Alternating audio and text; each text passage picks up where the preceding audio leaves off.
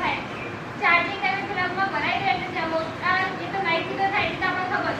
પણ આજે આપણે મોબાઈલનો બી કેબલ લાઈટ તમારે ના તમે મોબાઈલથી બી કરી શકો.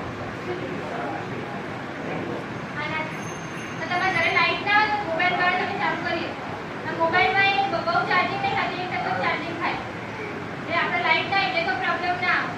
લાઈટ ના આપણે બેસવું હોય તો આપણે આનાથી બેસી શકીએ. એ સિવાય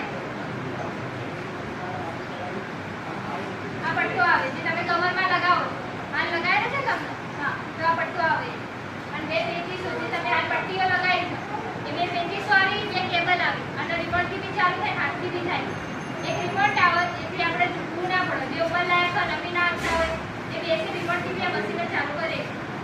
બીજું કે તમારા ઘરે જ્યારે મશીન આવે ત્યારે બધું તમને સમજાય છે કઈ રીતે ચાલુ કરવાનું, કઈ રીતે બંધ કરવાનું.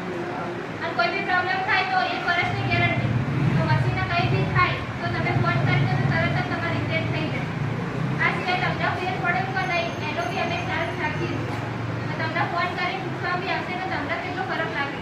આ મશીન નવા મશીન પર તમે બેઠા 1 મહિનો બેઠા એ પછી બી તમને પૂછવામાં આવશે કે તમને કેટલો ફરક લાગે. તો મશીન સાથે આખું